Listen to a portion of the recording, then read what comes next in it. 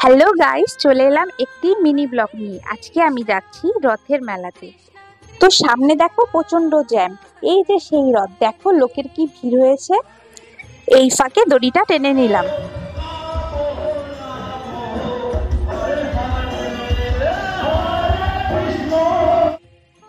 প্রথমেই জগন্নাথ দেবের দর্শন করে নিলাম। তোমরা কোথায় কোথায় রথ দেখতে গেলে আর কেমন মজা করলে আমাকে কমেন্টে অবশ্যই জানাবে। আমি কিন্তু অনেকটা লেটে ভিডিওটা দিচ্ছি। আরো অনেক ঠাকুরের দর্শন হয়ে গেল, তাই একটু প্রণাম করে নিলাম। মেলাটা কিন্তু খুব একটা বড় হয়নি, ছোট।